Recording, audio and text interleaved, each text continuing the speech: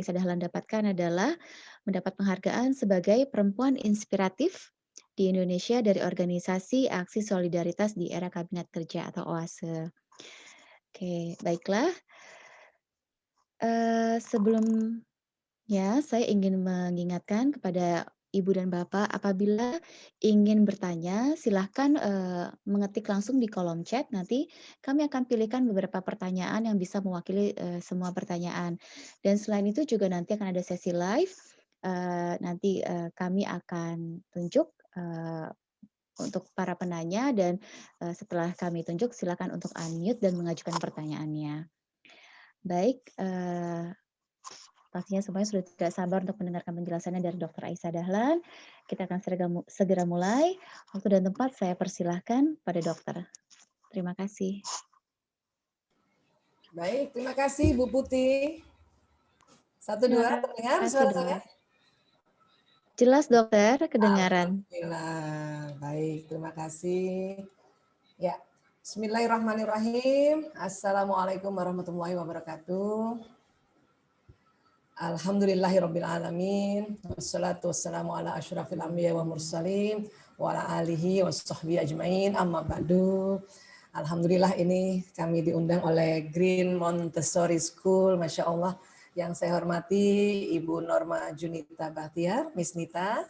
Dan juga Miss Putih, Ibu Putih. Masya Allah. Sekarang jadi moderator nih Bu. Terima kasih juga buat Bu Eka yang telah mengundang kami, alhamdulillah, dan kami senang ini bisa sama-sama Sabtu sore ini atau Sabtu siang ini Ayah Bunda bergabung untuk acara seminar Zoom, ya, alhamdulillah. Ya. Montessori di Duren 3 ya, ya tempatnya ya, iya Bu Putih. Sebab saya di Duren 3 betul. Iya, betul, Dok. Nah, ya. Saya soalnya tinggal di Duren 3 dulu. Betul, Duren 3. Dekat ya, Dok? Saya juga dulu sekolahnya di Duren 3, Oh, tapi gitu. SD Dekat ya, Duren Dok, ya? 3, SD Duren 3 dulu, negeri.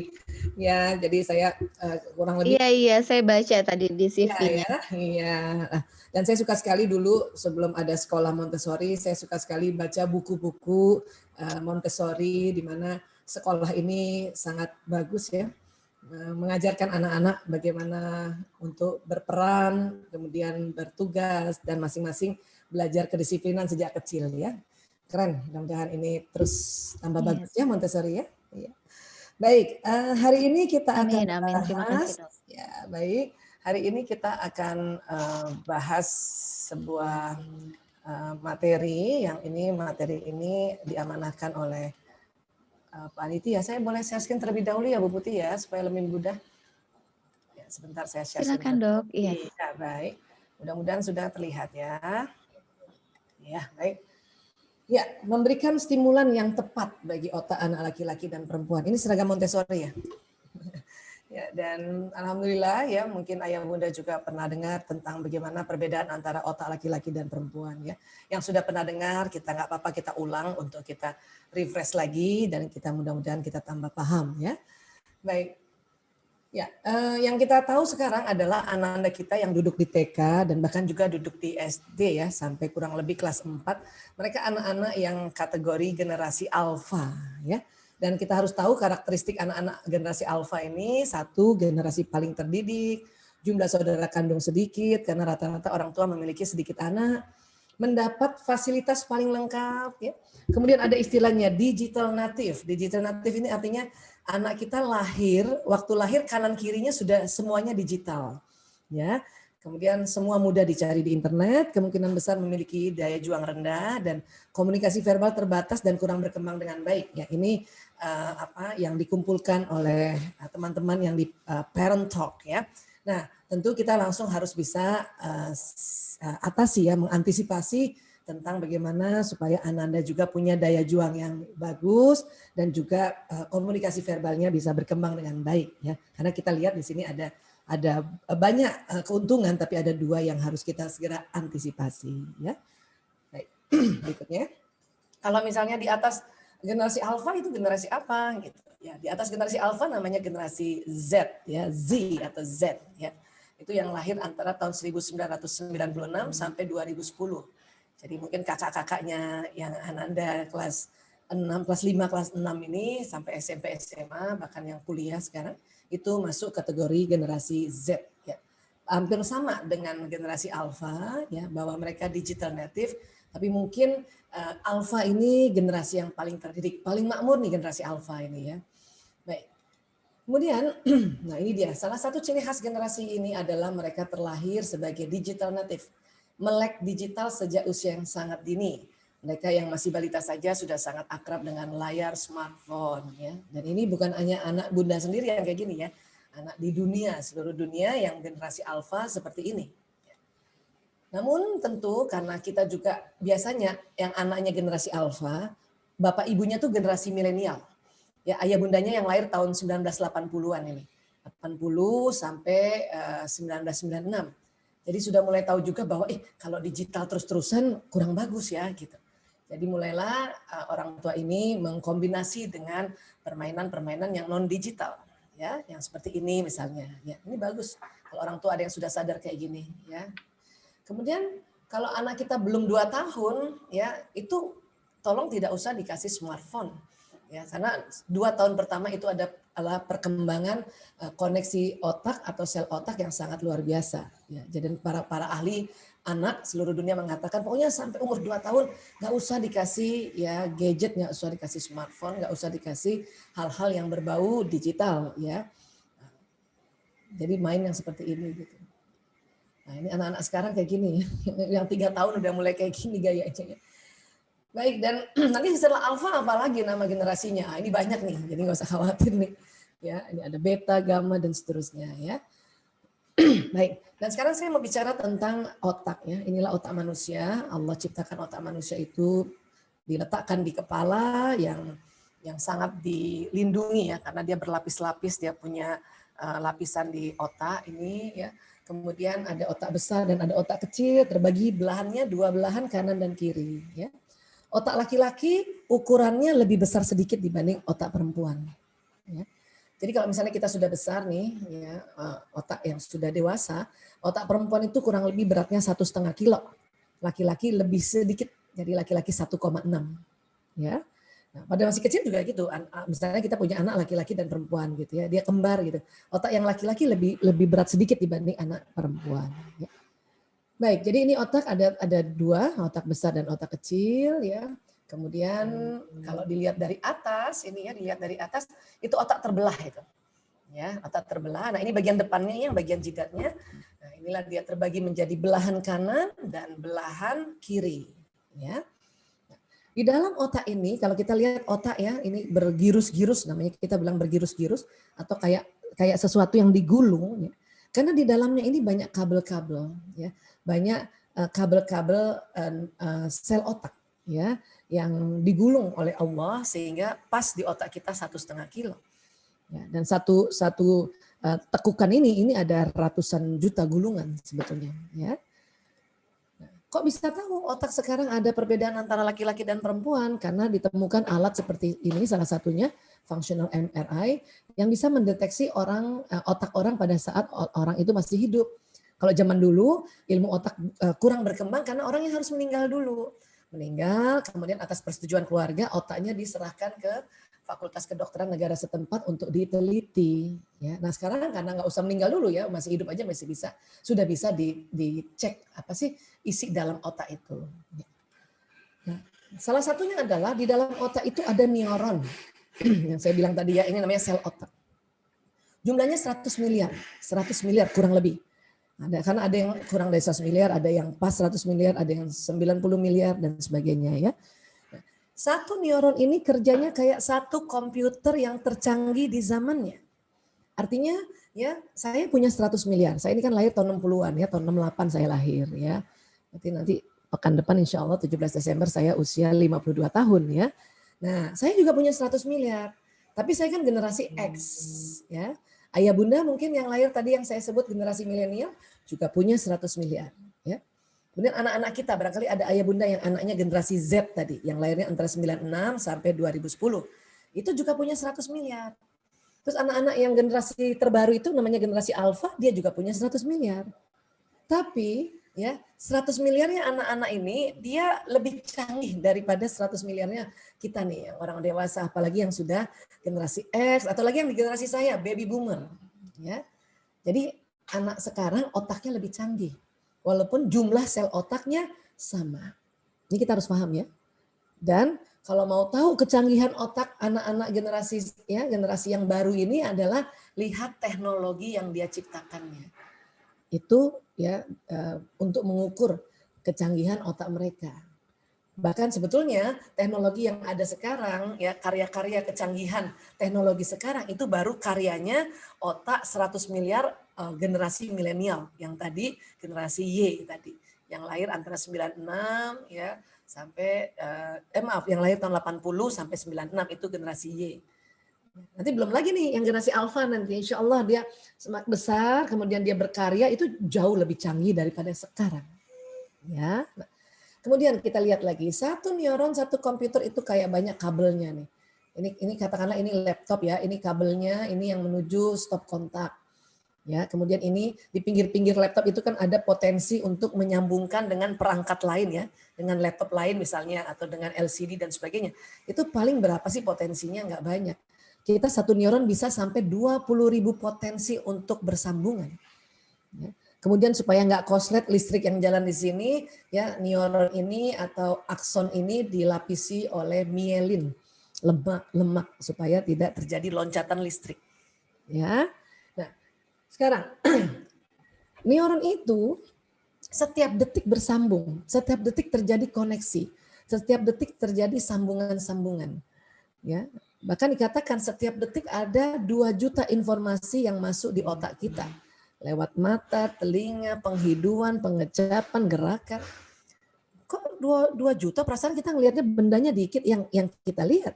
Ada yang tidak kita lihatnya cuma sekelebatan, ada yang kita ya bentuknya cuma sekilas, itu pun sudah tertangkap dan masuk di dalam rekaman otak.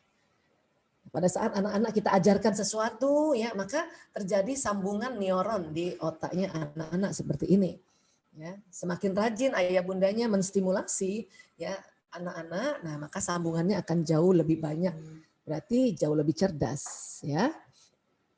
Kayak apa sih sambungannya Bu Aisyah ini loh, antara kabel satu dengan kabel satu yang lainnya dari neuron itu.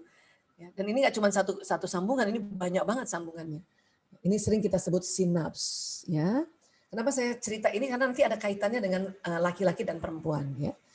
Baik, kemudian pertemuan sinaps itu ini bagaikan kabel satu yang dari kakinya neuron yang satu dengan kaki neuron yang lain. Dia tersambung seperti ini, ada celah, ada celah. Jadi dia tidak menempel secara fisik. Ya, dia ada celah kayak gini. Apa yang membuat sambungannya? Nanti dari sinaps ini keluar zat kimia atau disebutnya pelepasan neurotransmitter.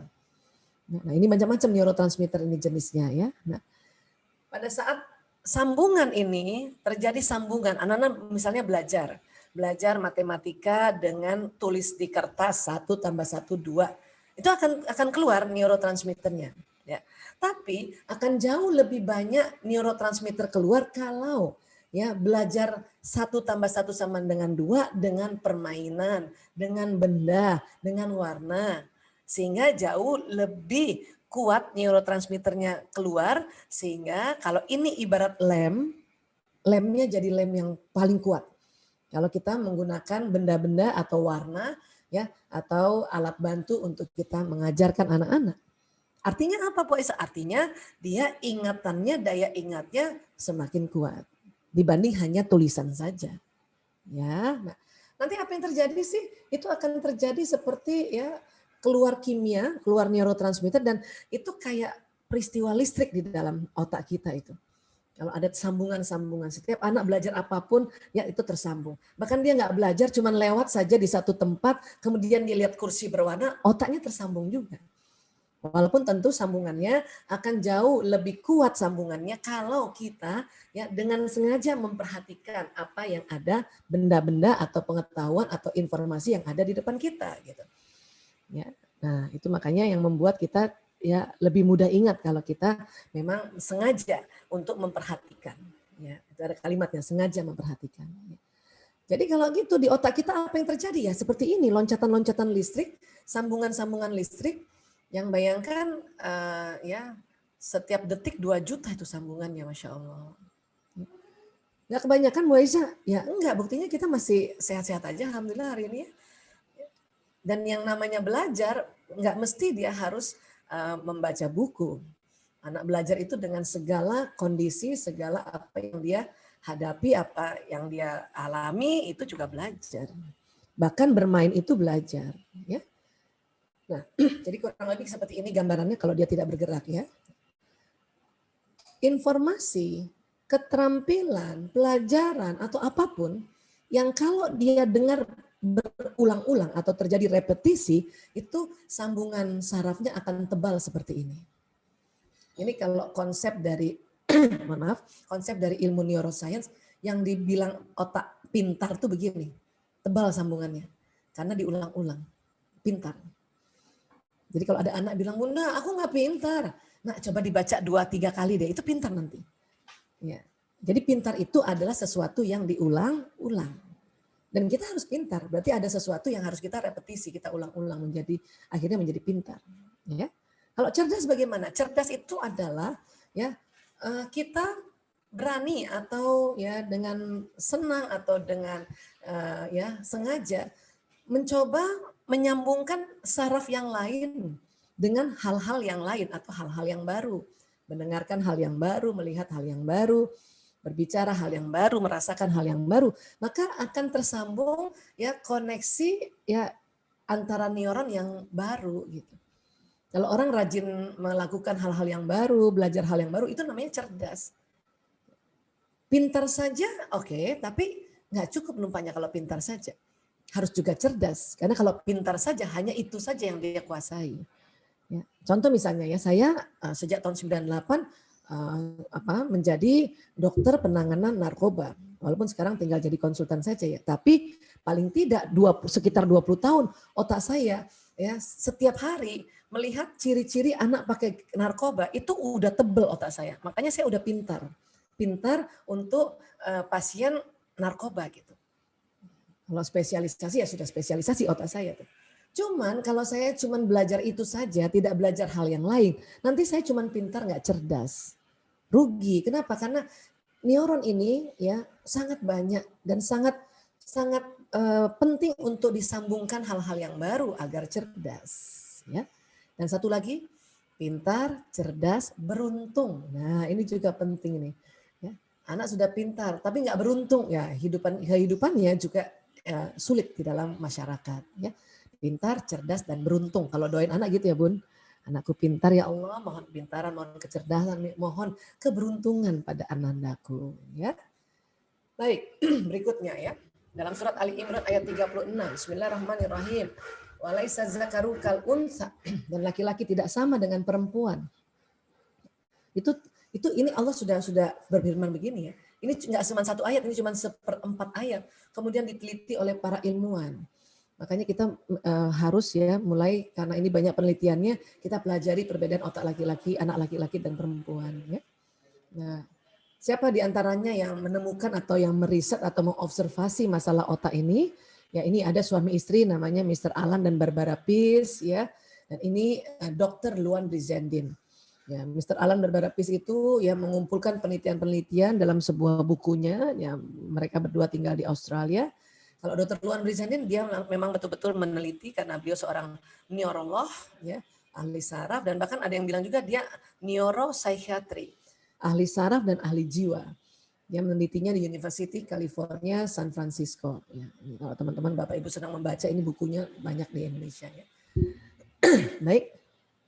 Nah sekarang otak tadi kita sudah belajar dia terbagi dua. Ada belahan kanan, ada belahan kiri. Dia betul-betul terbelah. Hanya nanti di bagian tengah dia tersambung kurang lebih kayak begini ilustrasinya, tapi di tengah, baru di tengah.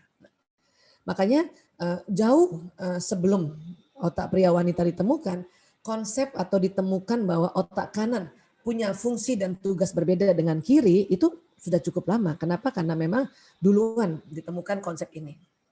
Di mana dikatakan otak kanan ini otak yang nanti memproses untuk ya melihat warna, memperhatikan warna, imajinasi, hayalan, intuisi, bermain, rileks, musik di sini ya.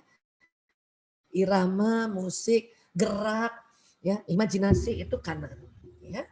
Kreativitas juga bisa kanan. Ya, tapi ada yang bilang kreativitas bisa juga kiri. Iya, namanya kreativitas otak kiri. Tapi yang kanan ini otak imajinasi, ya, otak rileks. Ya. Kiri kalau kita lihat gambarnya ini otak analisa, otak serius, otak berpikir yang mendalam. Ya. Nah di sini proses bahasa, hitung-hitungan, matematika itu kerja otak kiri. Ya. Syairnya lagu itu kiri. Musiknya iramanya kanan. Ya.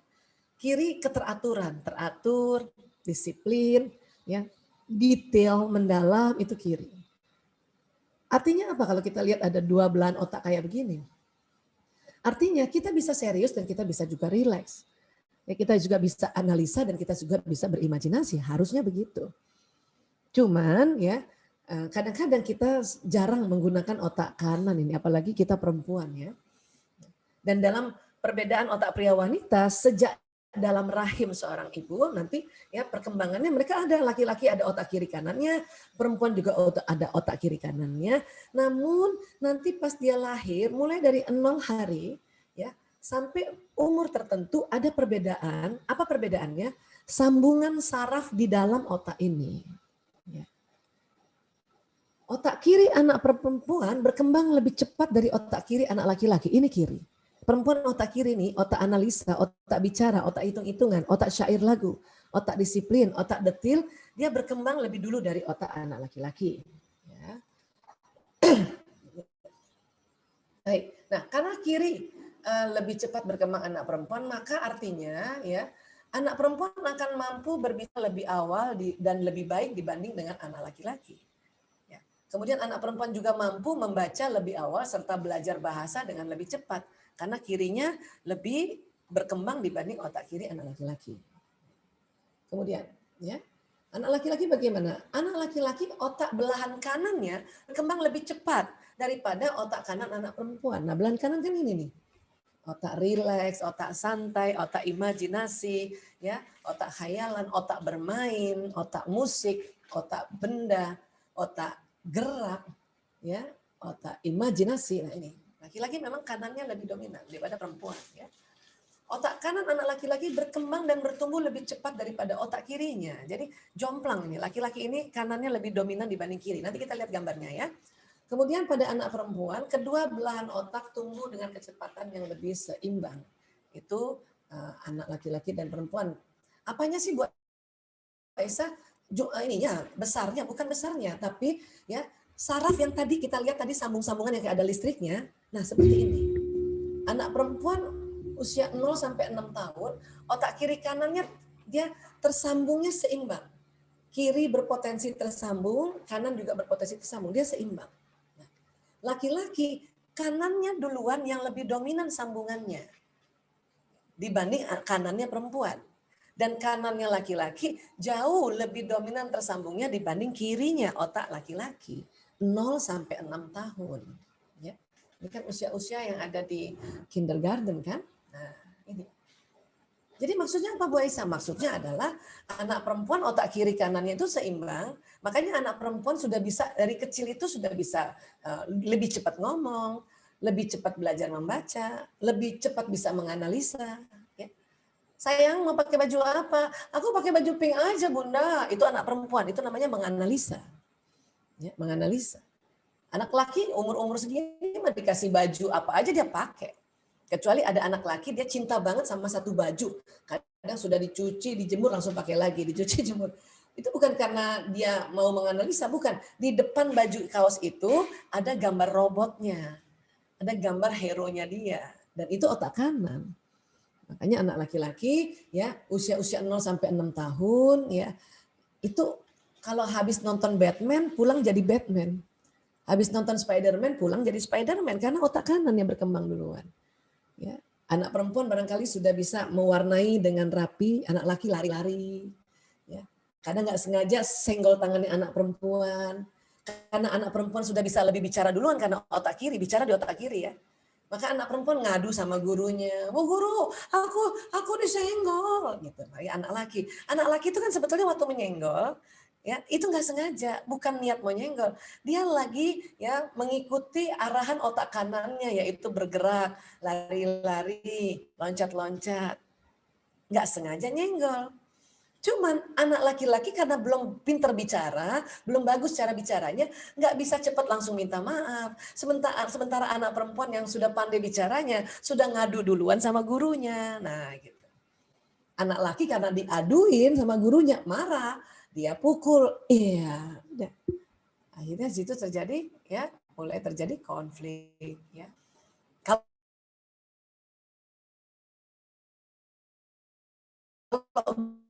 gurunya nih, guru TK, ibu guru ya, bukan pak guru ya, ibu guru misalnya, kemudian ya belum pernah belajar tentang otak pribadi, nyenggol anak perempuan, kenapa kamu memukul? Padahal kalau tahu tentang otaknya dan tahu tentang kronologisnya, ini yang laki-laki itu nggak salah-salah amat.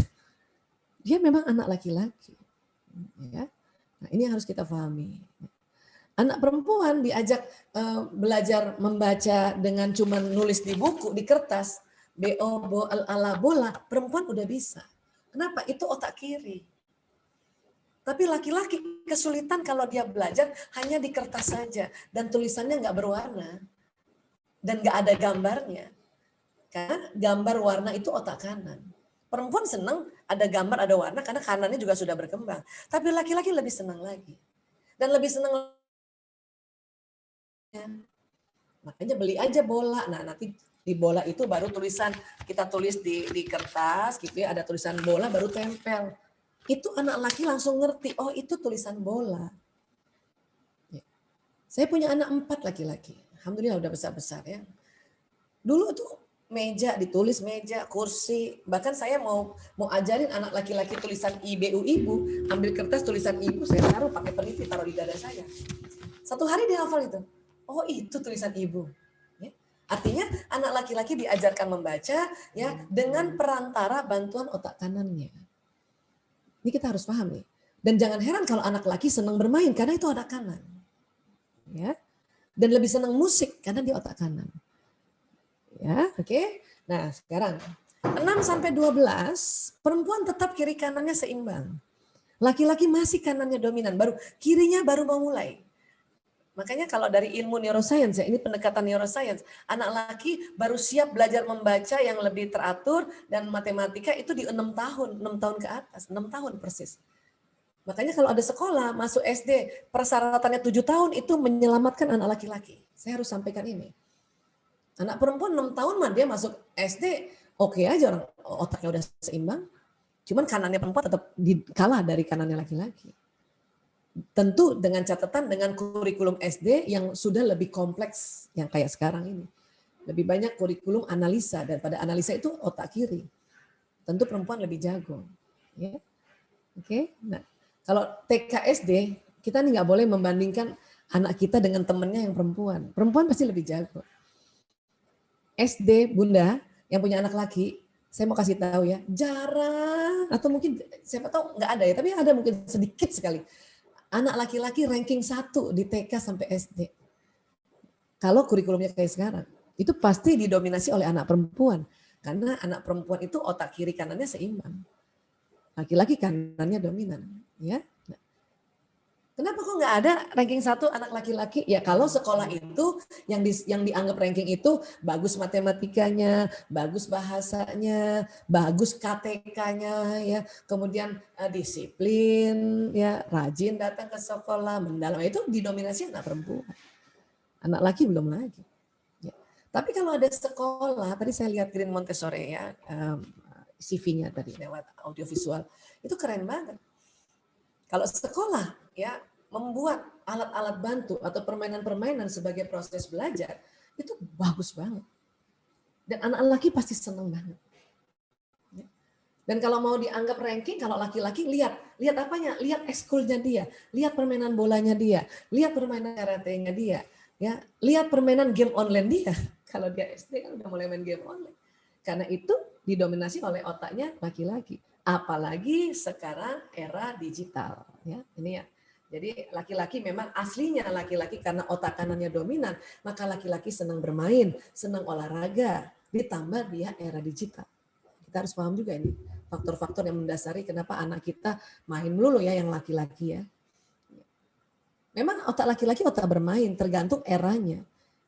Mungkin zaman dulu sebelum era digital, anak laki-laki main apa? Main layang-layangan, main kelereng, main sepeda, main ya. Mungkin zaman kakek nenek kita anak laki-laki karena permainan kurang, dia apa? Ya main di kali, kumpul-kumpulin batu, ya isengin tetangga. Kalau ada mangga diambil. Itu permainan anak laki-laki sesuai zamannya, ya. Baik, berikutnya gimana Bu Aisyah kalau sudah SMP, SMA? Ya, perempuan juga tetap kiri kanannya seimbang. Laki-laki masih kanan dominan, tetapi kiri sudah mulai ngejar ya. Makanya anak laki-laki SMP, SMA sudah bisa menganalisa, sudah bisa dikasih arahan-arahan, sudah mulai paham. Walaupun tetap usia di sini bisa kita kasih arahan-arahan, tetapi gimana caranya ngasih arahan, ngasih nasihat, tapi pakai benda atau pakai alat bantu supaya kanannya bekerja duluan, jadi ngerti kirinya. Ya. Kalau gitu kapan anak laki-laki otak kiri dan kanannya seimbang? Ya, antara otak analisa dan kreativitasnya di atas 18 tahun. Masih 18 saja masih begini nih. Ada yang 20 tahun atau baru ada yang di atas 20 tahun. Baru otak kiri anak laki-laki seimbang dengan kanannya. Kalau perempuan dari kecil sampai umur berapapun Allah mendesain otak perempuan itu sambungan neuronnya itu seimbang kiri kanan. Laki-laki kanannya duluan. Jadi bunda yang punya anak laki-laki masih di kindergarten atau masih di TK dan dia main terus kerjaannya sudah. Memang begitu anak laki-laki bun. Ya, bersabar sampai dia kuliah. Makanya anak laki-laki sudah kuliah itu baru keren banget. Kelihatan itu. Dia kekuatan kreativitas dan analisanya seimbang. Kalau sebelum kuliah kekuatan otak kanannya duluan. Ya. Ini saya hanya bisa memberi dasar-dasar tentang otak anak laki-laki dan perempuan dari sambungan neuron, koneksi neuronnya. Nanti ayah bunda, bapak ibu guru yang ada di Green Montessori bisa oh kayak gini cara menstimulasinya gitu. Ya. Pokoknya anak laki-laki ingat ya kanannya lebih dominan, Pegang bunda, anak laki-laki kanannya lebih dominan. Ya. Anak perempuan kiri kanan seimbang, laki-laki kanan dominan, udah gampang gitu. Dan bahkan anak laki-laki 0 sampai 6 tahun dia jomplang. Ya. Jadi jangan heran anak laki-laki waktu umur 4 tahun atau 3 bahkan 3 tahun, 3 tahun 4 tahun belum bisa baca sudah bisa main game. Ini anak laki-laki. Ya. Oke. Berikutnya. Otak perempuan tersusun untuk bereaksi pada orang dan wajah. Bunda, yang punya anak perempuan, kalau anak perempuan ngomong lihat mukanya ya. Karena memang otaknya tuh senang lihat wajah, lihat orang. Ya. Sementara anak laki-laki, otaknya didesain untuk bereaksi pada benda dan bentuk. Makanya anak laki akan lebih banyak ya bermain bentuk, bermain benda. Dan matanya lebih kuat lihat benda daripada lihat wajah. Ini pada anak laki-laki.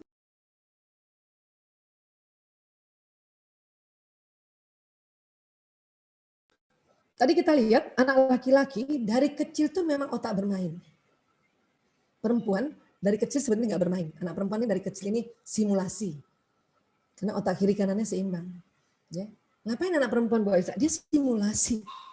Kecil main masak-masakan, ya, besar nanti masak-masak betulan. Kecil main anak-anakan, besar nanti punya anak betulan. Gitu. Ya, itu anak perempuan. Kecil main rumah-rumahan, besar nanti punya rumah betulan. Itu anak perempuan. Kalau anak laki-laki kan permainannya betul-betul permainan benda yang nggak ada kaitannya kan. Pas dia besar apa dia main Lego sebagai ayah.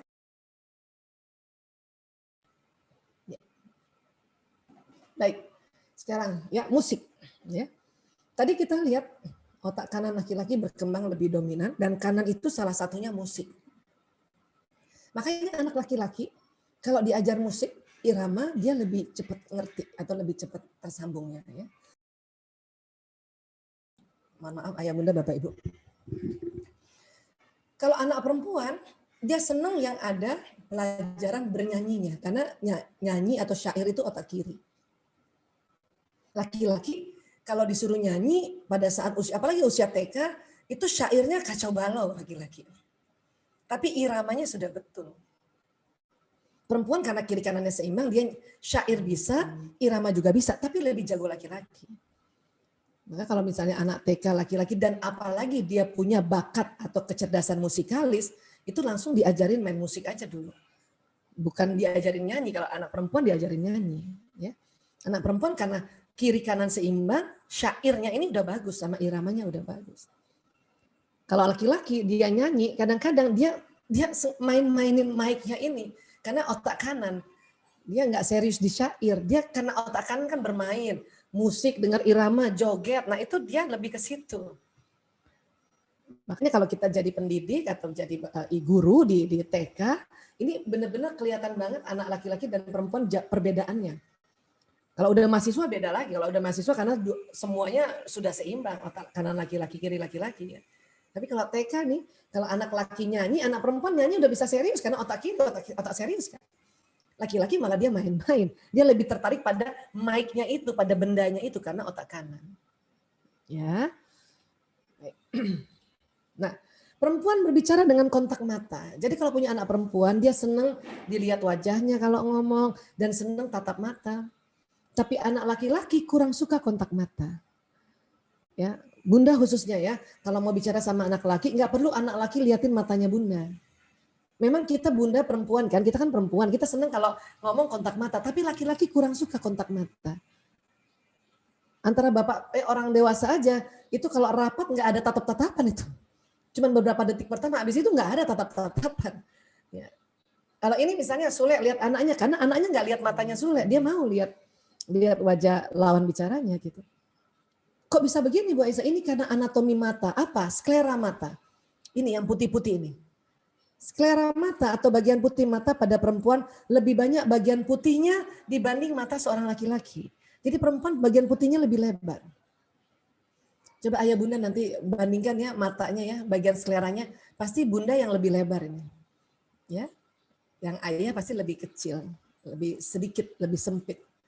Nah, karena sklera mata yang lebih lebar ini memungkinkan pergerakan mata dan mengarahkan pandangan yang sangat penting bagi manusia dalam berkomunikasi, tatap wajah dan mata. Inilah makanya anak perempuan senang ngomong tatap mata. Laki-laki cuma beberapa detik dia udah nggak bisa dijanjangin matanya atau diliatin terus matanya, nggak bisa. Ya. Dan bunda harus paham ini karena banyak bunda merasa kalau komunikasi itu harus tatap mata. Iya, itu berlaku buat perempuan. Ternyata tidak berlaku pada laki-laki. Laki-laki cuma lihat sebentar, bunda kalau mau ngomong tidak usah terus liatin matanya laki-laki. Dan nggak usah marah untuk lihat bunda, kakak lihat bunda. Nggak perlu kayak gitu kalau anak laki. Saya misalnya ya, saya sama anak yang pertama, Lanang ibu mau bicara nak. Ya bu, pas dia lihat pertama mata saya kan gitu ya, saya nggak usah tatap dia terus. Kalau saya udah lihat dia lihat saya, berarti saya biasanya tunduk.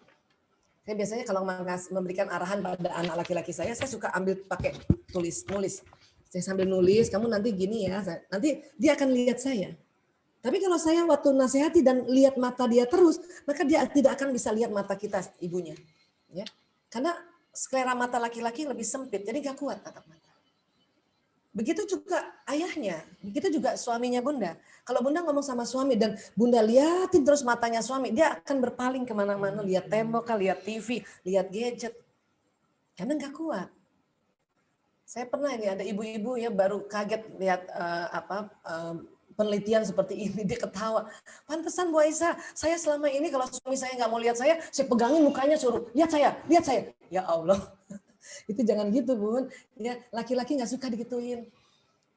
Kalau bunda mau dilihat oleh ayah, ya atau seorang istri mau pas lagi ngomong suaminya, kepengen suaminya lihat mukanya, bunda jangan lihat matanya suami, tunduk yang manis, cantik, lihat ke bawah, ya, nah gitu.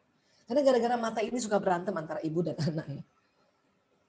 Berikutnya ini retina mata, ya, yang kuning ini retina mata. Nah. Retina mata ini ada dua jenis bentuk selnya. Ada namanya rod cell atau sel berbentuk batang. Ini yang ini. Ini 130 juta. Ini yang menangkap warna hitam putih atau namanya fotoreseptor ini. Dan ada lagi namanya sel kerucut. Ini kurang lebih 7 juta. Ini yang menangkap warna-warni. Ya, inilah makanya kita bisa melihat warna-warni, bisa melihat hitam putih. Tapi hitam putih jauh lebih banyak. Ya, sel kerucut 7 juta. Ya, nah, Namun ada perbedaan. Perempuan karena memiliki 2 kromosom XX ya pada kromosom seksnya yang memberi mereka berbagai jenis sel kerucut yang lebih banyak daripada laki-laki. Kalau tadi laki-laki sel kerucutnya 7 juta, perempuan bisa 14 juta. Karena sel kerucut ini menangkap warna-warni, maka perempuan ya bisa menjelaskan warna lebih rinci dibanding laki-laki. Kalau laki-laki cenderung melihat warna dasar.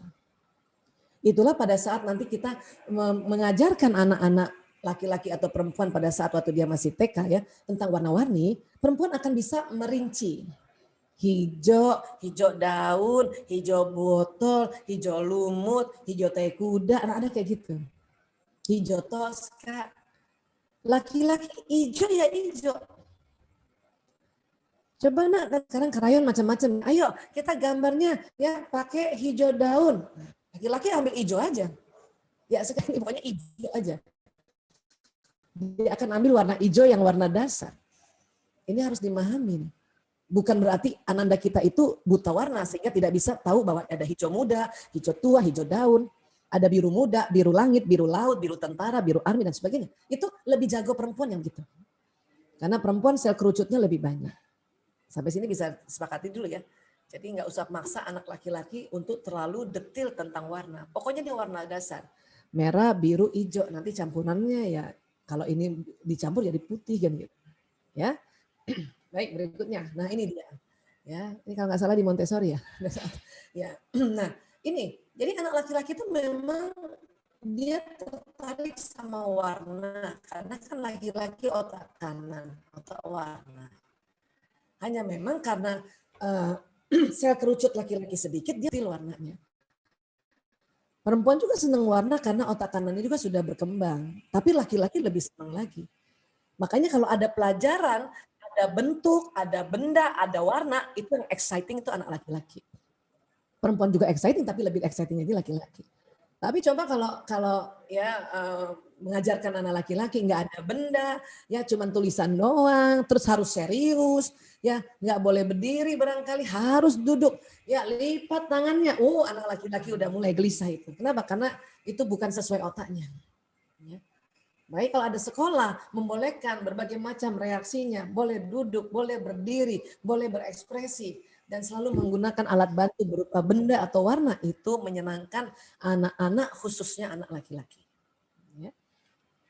Nah sekarang ini sudut mata ya. Jadi perempuan selain memiliki lebih banyak jenis sel kerucut di retina matanya, ia juga memiliki pandangan ke sekeliling yang lebih lebar daripada laki-laki. Jadi perempuan itu kalau ngelihat ke depan masih bisa lihat kiri kanan. Coba Bunda, ya Bu Putih coba lihat ke depan deh. Lihat ke depan, lihat monitor ya. Sekarang saya mau tanya, apakah masih bisa lihat yang benda-benda sebelah kanan? Dan juga bisa lihat benda-benda sebelah kiri?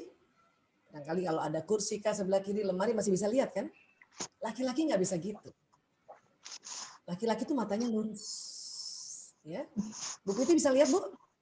Walaupun matanya ke depan, bisa lihat kanan kiri kan? Bisa, Bu. Laki-laki bisa ya. Nah, laki-laki itu nggak bisa lihat. Kita kan lihat nih kanan kiri nih. Kita lihat benda-benda kan. Laki-laki nggak bisa. Laki-laki itu matanya lurus. Ya. Laki-laki itu matanya, ya, mata seorang laki-laki lebih besar dari mata seorang perempuan. Dan otak laki-laki menyusunnya seperti bentuk terowongan penglihatan. Yang artinya laki-laki dapat melihat dengan jelas, tepat, dan lebih. Memang perempuan ya bisa lihat kanan kiri, tapi ke depan perempuan pendek, nggak sejauh laki-laki.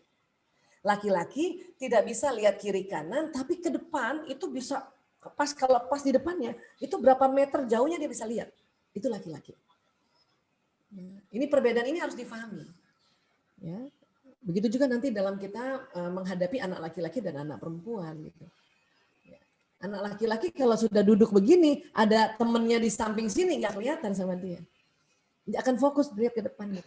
Karena anak perempuan lagi kayak gini, ada temennya di samping, dia langsung nengok.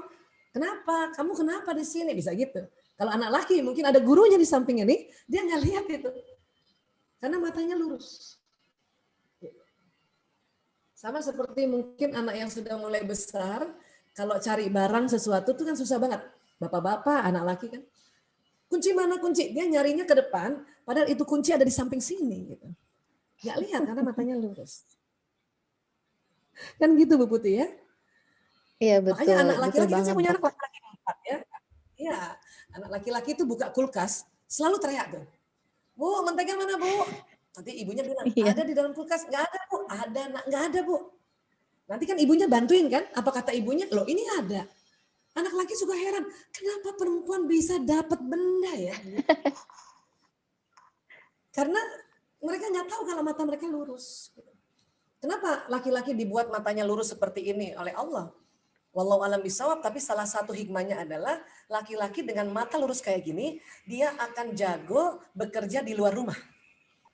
Ini yang disebut mata berburu atau mata hunter untuk berburu nafkah. Ini disetting demikian. Kalau perempuan tadi matanya seperti ini perempuan namanya salah satu hikmahnya pandai menjaga rumah atau menjaga sarang. Para bunda mungkin Bu Putih masih ingat nggak kalau lagi masak barangkali matanya dimasakkan, maaf ada Iya kecoa betul. lewat, ada kecoa lewat, ada tikus Iya. lewat di dapur, itu kita lihat loh. Karena lewat sudut mata kita kan.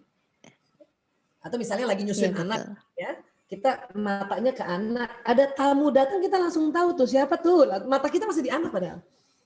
Karena kita dibuat oleh Allah ya, matanya bisa ngelihat kiri kanan walaupun ke depan pendek. Kalau laki-laki ke depan panjang. Sekarang berburu nafkah kan nggak di hutan ya, makanya sekarang berburu nafkah itu dari rumah ke rumah, dari office ke office, dari kantor ke kantor. Makanya laki-laki dibantulah dengan kendaraan baik motor atau mobil. Itulah makanya kenapa laki-laki kalau sudah pegang mobil, sudah pegang motor dengan mata yang panjang seperti ini dan hormon laki-laki testosteron meningkat, itu selalu mau ngebut, selalu mau nyalip. Karena dia lihat ke depannya gitu, oh di sana nggak macet. Sementara kita karena nggak lihat depan yang nggak panjang dan nggak lihat depannya, kita suka panik biasanya istri-istri. Apa yang dilakukan oleh ibu-ibu kalau misalnya dibawa mobil dan suaminya mau ngebut, awas, awas, awas, awas. Lihat kanan kiri, awas, awas, awas, Jangan. awas. Gitu. Awas, awas, awas, awas. Lihat kanan kiri. Kata suami saya ngapain lihat kanan kiri, orang nyalipnya di depan katanya gitu. Ya. Nah ini yang harus kita pahami. Apalagi kalau nanti kalau punya anak laki-laki dan sudah besar, bisa bawa mobil. Kalau dia antar ibunya dan ibunya bawel kayak tadi, awas, awas, awas. Itu dia besok-besok kalau ibunya minta tolong nganterin, males loh. Aduh, ada 2 jam di jalanan, aduh pasti awas-awas terus nih. Itu makanya kita mulai antisipasi ya. Pokoknya kalau bapaknya sudah bawa mobil atau anak laki yang sudah besar bawa mobil, dia mau ngebut, sudah serahkan pada mereka. Mereka itu ahlinya. Ya. Bismillahirrahmanirrahim. Diam aja Bu. Kalau perlu tutup mata supaya ibu nggak ribut. Awas, awas, awas, awas. Ya. Karena laki-laki itu punya kemampuan ini. Baik. Nah, kemudian ini otak dibelah. Ini otak kadaver ya, ini otak betulan ya yang sudah kering. Nah, saya mau kasih lihat ini ya, Bu Putih. Ini namanya corpus callosum nih yang ini nih. Ini yang menyambungkan Iya. otak kiri kanan. Ya, ini dia nih kalau kita dari atas kayak gini ya. Jadi otak itu kan betul-betul terbelah tuh antara kiri kanan. Ini terbelah nih, disebar di sini.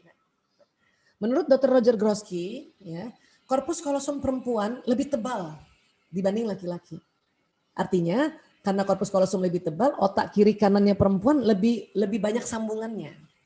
Ya. Kayak apa sih korpus kolosum? Bu Aisyah ini kayak gini kurang lebih. Laki-laki ada korpus kolosumnya, perempuan ada korpus kolosumnya, tapi perempuan lebih tebal, 30%. Artinya otak kiri kanannya perempuan lebih banyak sambungannya dibanding laki-laki. Ya. Nah, karena lebih tebal itulah, maka perempuan mampu mengerjakan berbagai pekerjaan yang tidak saling berhubungan dalam satu waktu. Ini kita banget ini Bun, ya Masya Allah. Makanya pas lagi PJJ, Bunda Iya. disuruh jaga anak juga, dampingin anak PJJ, masih juga ngerjain rumah, insya Allah bisa, bisa. Karena memang sudah dikarunia Allah otak pada anak-anak perempuan, kalau dia main, dia sambil ngomong tuh. Ngomong, main. Ini anak perempuan, dia bisa multitasking. Bisa mengerjakan lebih dari satu pekerjaan. Pasti sambil ngomong perempuan. Ya, dan sambil tangannya jalan gitu ya. Kakinya kadang juga jalan itu perempuan kalau kita mengerjakan sesuatu. Karena otak tengah yang tebal. Ya. Baik. Laki-laki bagaimana? Otak laki-laki dibuat untuk pekerjaan khusus. Otak laki-laki terbagi-bagi dan disusun untuk memusatkan perhatian pada satu hal khusus. Ya. Sehingga setelah 10 menit fokus, pendengaran laki-laki menurun. Makanya laki-laki hanya dapat melakukan satu pekerjaan dalam satu waktu. Artinya laki-laki nih, kalau sudah mengerjakan sesuatu di depannya, setelah 10 menit, otaknya fokus, pendengarannya menurun. Ya. Makanya ketika laki-laki membaca buku, nonton TV, dan pegang gadget, ia tidak dapat mendengar apa yang perempuan katakan padanya. Ini bisa nih, bapaknya lagi nonton, kita panggil bisa 3 kali baru nengok loh Bun. Atau 4 kali. Ya. Atau lagi anak-anak yang sudah besar, lagi working from home kah, atau PJJ, laki-laki itu kalau udah fokus ke depannya di sini, itu dia pendengarannya menurun. Dan ingat, matanya laki-laki kan lurus. Jadi bayangin, sudah matanya lurus, cepat konsentrasi, dan pendengaran menurun. Bisa jadi bunda ada di samping sini nih, itu nggak ketahuan sama ayah, nggak ketahuan sama abinya itu. Umi ada di samping, karena emang nggak kelihatan. Dan nggak rasa juga kehadirannya gitu. Dan itu sangat-sangat lazim karena ini sunnatullah. Makanya jangan heran kalau panggil anak laki, panggil bapaknya, itu butuh waktu 3-4 kali panggilan. Dan kalau sudah tahu nggak usah marah, lakukan aja lagi dulu. Ya, sambil senyum aja kan enak ya. Dan kalau mau ngasih tahu seorang bapak yang lagi konsentrasi, tolong dicolek. Abi-abi, ayo kita makan, kita colek ya. Karena kalau seorang laki-laki sedang konsentrasi, bunda cuman ngomong sekelebatan ya, atau sambil lalu di belakangnya, ayah makan, itu belum tentu dengar itu. Ya. Kadang bisa dengar, kalau dia dengar berarti dia lihat ke depan belum 10 menit. Tapi kalau sudah nggak dengar berarti dia udah fokus, udah di atas 10 menit itu. Ya. Jangan salahkan ayah, ya bunda nunggu di ruang makan, di meja makan kok nggak datang-datang gitu. Karena ngambingnya atau memberitahunya ya sambil lalu atau sekelebatan. Jadi dicolek ya, anak laki juga begitu. Oke? Anak laki-laki bila mengerjakan sesuatu di depannya setelah 10 menit otaknya fokus dan pendengarannya menurun. Apalagi lagi main gadget gini. Kadang-kadang kalau bunda nggak paham, kesel sama anak laki, apa yang dilakukan pada bunda? Direbut mainannya. Dan anak laki-laki itu panik kalau mainannya direbut. Dia bingung, kok direbut sih? Terus dia nanya, aku salah apa? Kata bundanya, abis kamu dipanggil-panggil gak jawab. Terus kata anak laki-laki, kapan manggilnya? Dan buat anak laki-laki paling marah kalau dia lagi main direbut mainannya. Direbut dia punya gadget, itu marah sekali. Hati-hati. Ya. Jadi mending lebih pahami aja nanti. Ya. Nah ini, jadi otak laki-laki karena otak tengah di sininya lebih tipis, berarti otak kanan kerja sendiri, otak kiri kerja sendiri. Perempuan karena otak tengahnya tebal, maka kiri kanannya tersambung lebih banyak. Ini yang membuat perempuan tadi bisa mengerjakan lebih dari satu pekerjaan. Laki-laki mengerjakan satu pekerjaan, itu ya buat laki-laki. Dan laki-laki itu kalau mengerjakan pekerjaan dia tuntas. Kita perempuan kadang-kadang multitasking, saking semuanya mau dikerjain nggak tuntas. Ya, nah ini. Dan otak perempuan yang kayak gini juga ini ada dampaknya nih. Apa dampaknya? Ya, biasanya susah menentukan kanan kiri di awal-awal. Pak, Mas belok kanan Mas, tapi tangannya ke kiri gitu. Atau Mas belok kiri, tapi tangannya ke kanan. Itu perempuan. Jadi jangan heran kalau perempuan berkendaraan, dia bawa mobil atau motor, sennya di kanan, beloknya ke kiri. Itu perempuan itu di awal-awal tuh sering terjadi begitu karena otak kiri kanannya tersambung lebih banyak.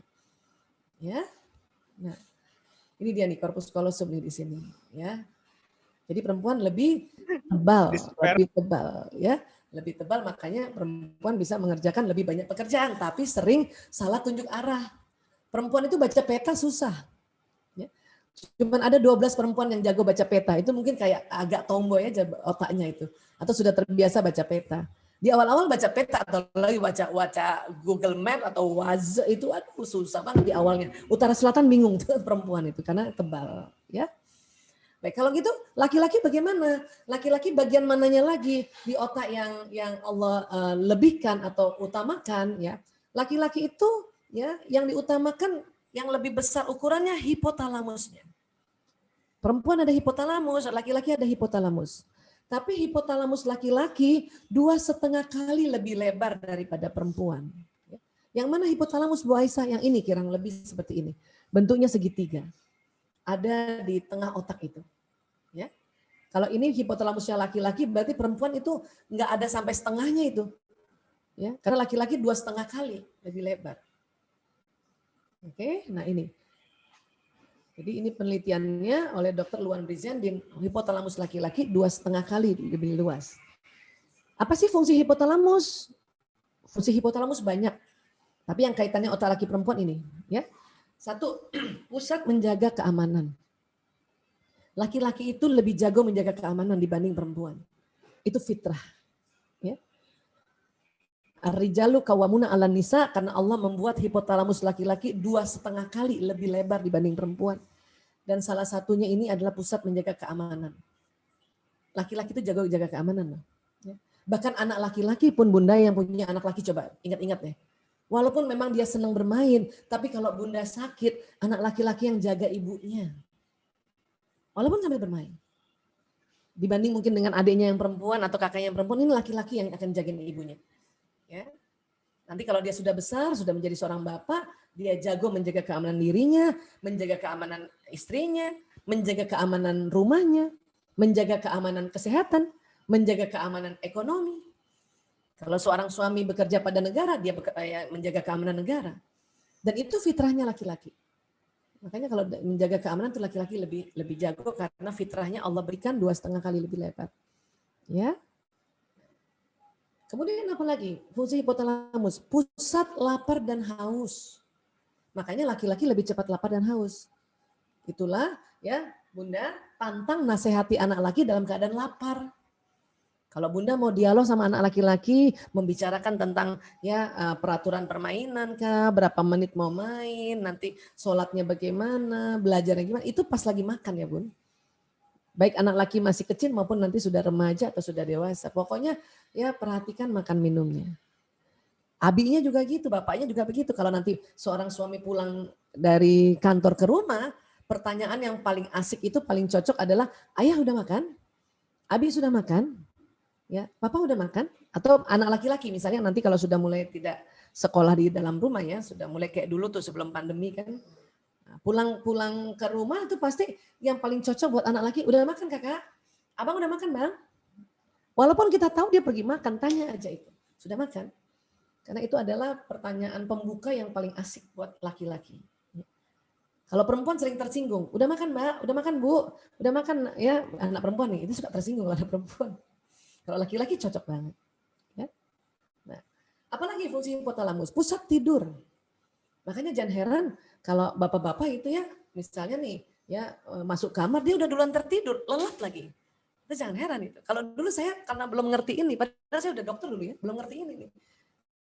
Karena ini penelitiannya baru ada hasilnya di Indonesia masuk 2006. Nikah sejak 92. Terus suami lihat kok dia enak banget tidurnya, lelap banget ya. Itu suka cemburu loh. Ih, kok dia enak banget ya tidurnya ya. Misalnya gitu. Padahal memang laki-laki pusat tidurnya lebih lebar. Makanya jangan heran anak-anak lagi belajar di rumah, anak laki, terutama laki-laki cepat ngantuk, cepat tidur. Ya. Bahkan remaja laki-laki membutuhkan waktu tidur sekitar 10-12 jam. Kenapa? Karena pusat tadi hipotalamusnya tadi karena lebar, ditambah hormon testosteron yang banjir pada anak remaja, itu cepat banget ngantuk, cepat banget capek. Jadi kalau punya anak laki-laki PJJ kayak gini, terus dia tertidur itu bukan malas, bukan bodoh, bukan nggak patuh, dia laki-laki.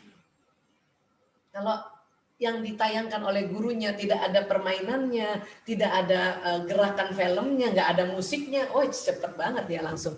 Anak laki-laki capek banget kalau otak kirinya terlalu dipaksa. Ya, nah ini anak laki-laki, oke? Nah, sekarang sikap orang tua kalau menasihati anak dan remaja gimana ya? Ya, kalau kita lihat Quran selalu ya Allah ajarkan kita untuk sikap lembut. Ya, ini satu slide terakhir ya. Ya. Ali Imran ayat 159. Bismillahirrahmanirrahim. Fabima rahmatim minallah lintalahum. Walau kunta fazzan ghalizal qalbi lan faddu min haulika. Ya. Maka karena rahmat dari Allah, engkau bersikap lemah lembut terhadap mereka. Sekiranya engkau berlaku keras dan berhati kasar, tentulah mereka menjauhkan dari sekitarmu. Nah ini yang bahaya ini. Hampir semua kronologis anak-anak yang korban narkoba dan LGBT karena orang tuanya keras dan berhati kasar. sehingga mereka menjauh dari kita. Pada saat menjauh dari kita, bahkan menjauh dari rumah, di luar rumah, ada mafia narkoba, ada mafia LGBT, akhirnya anak kita tercetus. Na'udzubillah min zalik.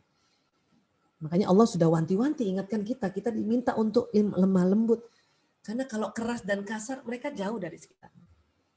Ya. Bu Aisyah, saya sudah lembut, tapi tuh anak gak bisa dibilangin, kan gitu ya ibu-ibu biasanya. Ini Allah ajarkan. Maka maafkanlah mereka. Fa'fu anhum. Dan ya mohonkan ampun bagi mereka. Wastaghfir lahum. Ya Allah, saya maafkan anakku ya Allah. Sebut namanya ya Bun. Fulan bin Fulan ya Allah. Saya udah lembut, tapi itu anak masih songong. Kalau orang Betawi bilang. Ya Allah, saya maafkan dia ya Allah.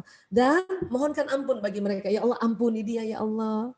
Karena orang tua itu adalah perantara antara anak dengan Allah.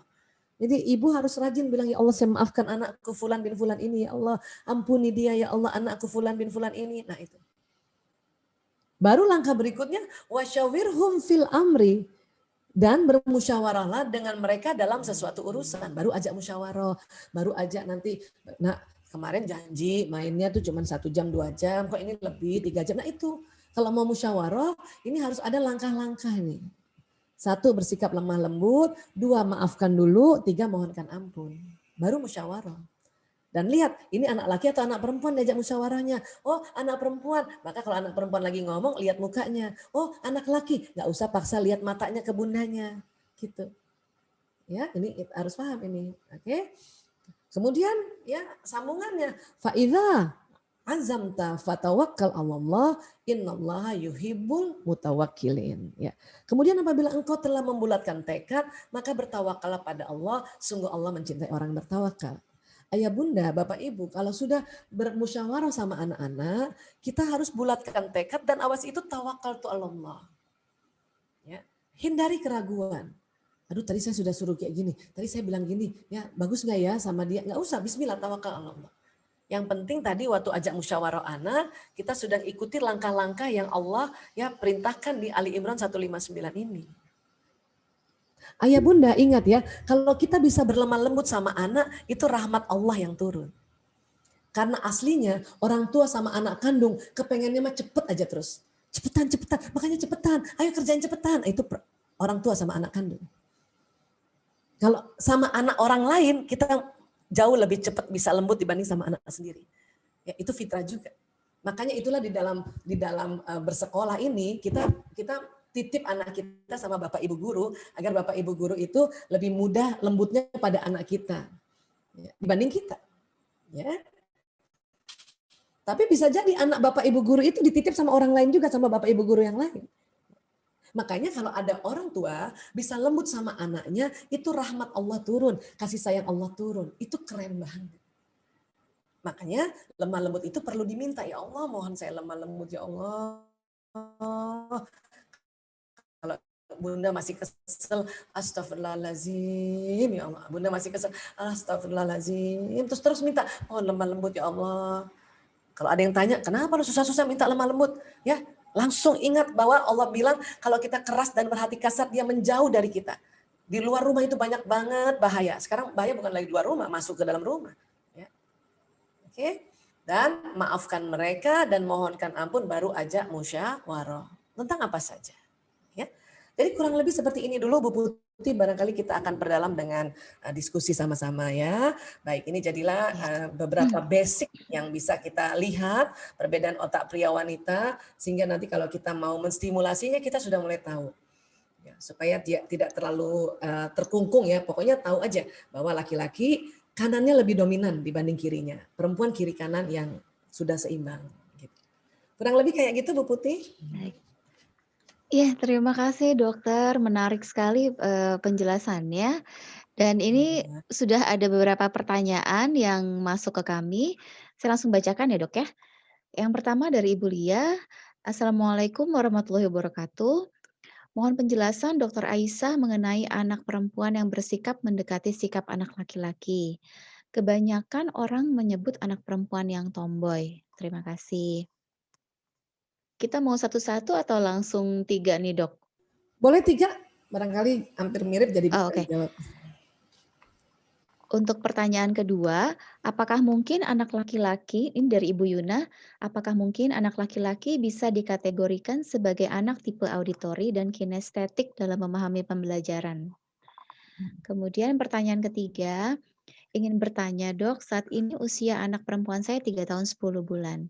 Saya coba mengajarkan anak saya huruf sejak usia 3 tahun melalui buku cerita atau menggunting. Namun sampai dengan saat ini dia belum tertarik, hanya lebih tertarik dengan art and craft saja. Apakah berarti otak kanan anak saya belum terbentuk efektif dibanding otak kirinya meskipun ia perempuan? Ya, 3 dulu ya, Dok. Ya, baik. Terima kasih Bu Putih. Bu Putih lahir tahun berapa sih? Masih muda banget. Bu Putih lahir tahun Saya berapa? lahir 79, Dok. Oh, udah masuk ini ya, milenial ya. Salah milenial ya. Iya. Alhamdulillah. Ya, sekarang guru-guru sekarang Alhamdulillah, harus Dok. milenial. Ya, baik.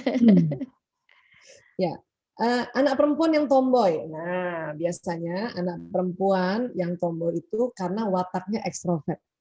Ya, jadi di dalam otak anak laki-laki perempuan punya dua hormon gender. Ya, kita semua punya dua hormon gender. Saya juga punya hormon perempuan dan punya hormon laki-laki. Bu Putih juga begitu, punya hormon perempuan dan punya hormon laki-laki. Ya, misalnya suami saya, ya Dokter Prianto, dia kan laki-laki, dia punya hormon perempuan juga dan tentu punya hormon laki-laki. Jadi setiap orang itu punya dua hormon. Ya, tentu yang perempuan kayak kita nih gini, kayak saya, Bu Putih, hormon perempuannya lebih banyak komposisinya. Ya. Katakanlah kalau hormon itu Mhm. kita anggap air atau oli, ya, dan hitungannya 100 liter, kita yang perempuan atau anak perempuan kita, hormon estrogen, progesteron, hormon perempuannya sekitar 80 liter sampai 90 liter. Dan hormon laki-lakinya atau testosteron mereka, ini yang perempuan kita nih, antara 10 liter sampai 20 liter. Begitu juga kebalikan anak laki. Mmm. Laki-laki, misalnya hormon testosteronnya, hormon laki-laki, antara 80 liter sampai 90 liter. Dan dia juga punya hormon perempuan, kurang lebih antara 10 sampai 20 liter.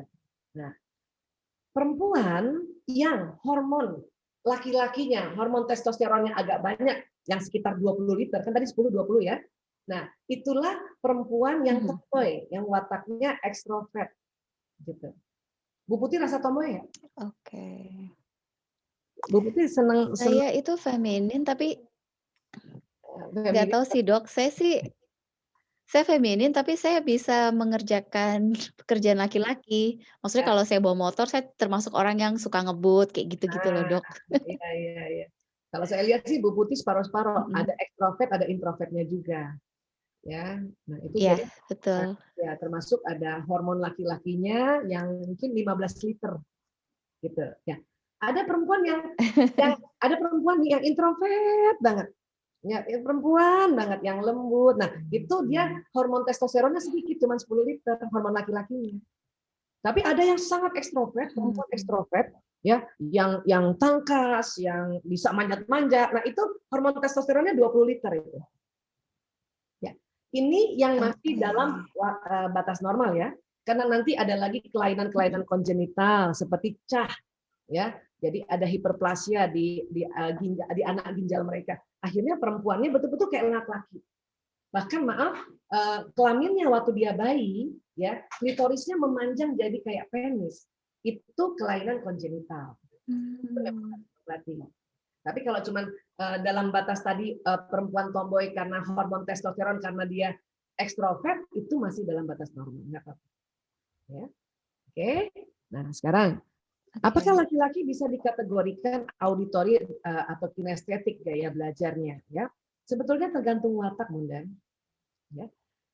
Eh, Memang paling banyak ada auditori kinestetik, tetapi ada juga anak laki-laki yang wataknya sesuai wataknya dia senang ya gaya belajarnya visual. Harus lihat. Jadi kalau bu guru ngajarin dia harus lihat. Tulisannya harus lihat. Itu yang visual. Dan harus dia senang baca buku, itu visual. Kalau auditori biasanya Bunda bacain aku. Karena telinganya, saraf telinganya lebih kuat, makanya dia ingin dibacakan dulu. Habis bacakan baru dia baca sendiri, itu auditori biasanya. Atau anak auditori belajarnya harus ada musik. Dia harus ada ribut di telinganya. Atau itu tadi pas waktu gurunya ngajarin mukanya nggak ke gurunya, tapi telinganya dia begini. Terus ganti-gantian telinga kanan begini. Kalau kita nggak ngerti, kita sangka itu anak nggak memperhatikan Bapak Ibu guru. Padahal karena auditori kan, telinganya gitu. Ya, makanya kadang-kadang pada saat PJJ, anak-anak yang auditori, dia butuh satu gadget lagi, satu gadget untuk lihat Bapak Ibu gurunya ngajarkan, satu lagi gadget untuk dia chatting sama teman-temannya. Tadi Bapak Guru ngomong apa tadi, aku nggak ngerti. Itu cara mereka untuk mensiasati PJJ yang di dalam di rumah sendiri gitu. Itu auditori begitu. Kalau kinestetik biasanya banyak gerak, banyak dia pegang alat atau pasti dia nyatet apa dia nyatet atau dia main-mainin pulpen. Kalau dia ada teman dia pukul-pukul temennya gitu, ya. Dan pakai rasa biasanya kinestetik, ya. Memang laki-laki lebih banyak auditori kinestetik, tetapi yang visual pun masih tetap ada. Memang 10% yang visual pada laki-laki, ya. Baik, kemudian Ananda 3 tahun 10 bulan, dia lebih tertarik pada art dan craft. Nah, itu berarti otak kanannya kan memang berkembang bagus itu berarti kan. Art dan craft itu otak kanan, otak kreativitas kan. Nah, kiri otak teraturnya. Anak-anak waktu dia main mengerjakan art and craft itu otak kiri kanannya jalan. Kiri keteraturannya pelan-pelan dia itu kiri, warna-warninya kanan, ya, membuat bentuk kreativitasnya kanan. Jadi dia seimbang. Jadi anak ibu tuh udah sangat normal karena ya anak yang senang art and craft itu berarti otak kiri kanannya seimbang. Anak laki-laki usia 3 tahun gini, dia lebih senang main yang ada gerak. Dia nggak suka art and craft. Laki-laki itu suruh pasang manik-manik usia 3 tahun tuh susah. Karena kirinya belum berkembang. Karena yang detil untuk bisa pasang manik-manik itu kiri. Gitu ya Bu ya. Nah, kenapa dia belum tertarik untuk belajar membaca? Ya, kenapa dia belum tertarik untuk hitung-hitungan? Karena bisa jadi Ananda ini punya bakat yang namanya kecerdasan visual spasial. Bakatnya adalah seneng apa-apa bentuk-bentuk yang ada bentuk ruang, bentuk benda. Ya nggak apa-apa, arahin aja ke situ. Nanti waktu dia senang art and craft itu, baru sambil kita ajarin menghitung. Ya, baru nanti udah usia 4 tahunan ke 5 tahun, baru kita ajarkan membaca yang tentang huruf. Kalau perlu hurufnya itu ya dia gambar-gambarin gitu. Oke? Karena perempuan ingat ya, otak kanannya juga seimbang dengan kiri. Kalau laki memang jomplang otaknya itu perkembangan otak sambungannya ya kanannya lebih dominan daripada kirinya. Makanya kenapa laki-laki lebih jago teknologi. Kita perempuan suka bilang, aku gaptek. Sebenarnya kita bukan gaptek perempuan. Otak kanannya tidak sebagus otak kanan laki-laki berkembangnya gitu. Jadi laki-laki memang lebih jago teknologi gitu. Ya. Kurang lebih kayak gitu Bu Putri, mudah-mudahan bisa jawab tiga-tiganya. Iya. Iya dok. Nah ada lagi nih dok dari Ibu Khairunisa. Sebentar. Ya. Bu Aisyah, anak-anak saya sudah besar, si bungsu sudah kelas 2 SMA. Saya kesulitan dengan si bungsu. Laki-laki Ananda perempuan? adalah anak laki-laki. Laki-laki. Laki-laki. Ya, baik. Anak ini kurang suka belajar, mungkin malah nggak suka. Saya agak sukar membimbingnya karena Ananda di pesantren. Kakak laki-laki dan perempuannya juga di pesantren, tapi mereka bertanggung jawab untuk pendidikannya mereka. Bagaimana ya saya membimbing si bungsu ini? Apalagi di masa PJJ ini nilai-nilainya terjun bebas. Itu pertanyaan yang pertama. Yang berikutnya, mungkin ini pertanyaan terakhir. Nah, anak saya laki-laki 8 tahun susah sekali untuk tidur malam. Kalau mau tidur selalu ada alasan untuk tidak langsung tidur. Bagaimana solusinya? Dok, anaknya aktif sekali dan kinestetik. Pagi sudah dibiasakan bangun pagi. Saya khawatir mengganggu kesehatan dan konsentrasi dia terutama saat PJJ.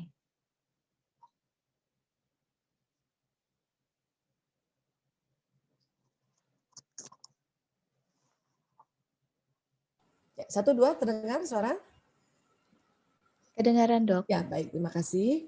Ya, Bu Hairunisa, kita harus ini dulu ya, samakan dulu persepsi tentang belajar. Ya. Belajar banyak orang tua menganggap belajar itu baca buku. Belajar itu nggak cuma baca buku. Ya, dia nonton film juga belajar. Dia ngobrol sama temennya juga belajar. Ya. kemudian dia main, kita bermain itu juga belajar. Bahkan kita bertengkar juga sama saudara kandung atau bertengkar sama teman itu juga belajar. Ini dulu kita samakan. Tadi Bunda bilang dia tidak suka belajar. Kita dulu, maksudnya apa nih? Mungkin kalau dia membaca, dia bukan tidak suka. Dia gaya belajarnya bukan visual. Bukan pakai mata. Mungkin pakai telinga. Dia lebih senang temennya, waktu temennya baca atau waktu temennya diskusi dia dengar. Itu belajar. Namanya gaya belajar auditori. Ya. Nah, memang kesulitannya anak-anak yang gaya belajar auditori pada saat PJJ. Kenapa? Nggak ada kanan kiri, nggak ada temennya. Mau nanya sama bundanya, anak-anak kadang-kadang malas karena nggak satu peer. Atau kadang-kadang anak-anak merasa kasihan, masa saya tanya bunda terus, masa bunda harus nemenin terus. Anak-anak ini bertanggung jawab banget, anak laki-laki. Ya, hanya gaya belajar yang kadang kita belum kenal. Ya, anak laki-laki bertanggung jawab, orang otaknya tadi lebar, hipotalamusnya, cuman gaya belajarnya beda, wataknya beda. Ya, dan itu tadi posisi sebagai anak bungsu itu juga beda, itu mempengaruhi. Ya, tapi lebih sering karena watak dan gaya belajar dan bakatnya dia juga beda. Ya, jadi please tidak boleh membanding-bandingkan. Kakaknya kok lebih mandiri? Satu, mungkin kakaknya itu gaya belajarnya yang bunda seneng, yaitu visual. Satu. Kedua, umur sudah lebih tua. Apalagi yang kakak laki-lakinya juga sudah lebih, kan di atas 2 SMA kan? Berarti kan sudah di atas 18 tahun kan? Dan gitu. Ya, tapi waktu dia SMA juga lebih mandiri, itu karena wataknya. Mungkin itu anak yang teratur, anak yang detil, kan gitu. Si adik yang bungsu ini anaknya ekstrovert, yang mau cepat, ya, yang mau gembira, yang apa-apa terburu-buru, itu watak. Dan watak itu ada kekuatan dan ada kelemahannya. Jadi menurut saya, Bunda tenang dulu. Ya. Masukkan dalam otak kita bahwa Anandaku ini gaya belajarnya beda. Sehingga dengan Bunda tenang, anak ikut tenang, Bun. Ada penelitiannya kalau Bunda tenang, anak 3 kali tenang. Kalau bundanya senang, anak 3 kali senang. Kalau bunda cemas, anak 3 kali cemas. Kalau bunda gelisah, anak 3 kali gelisah.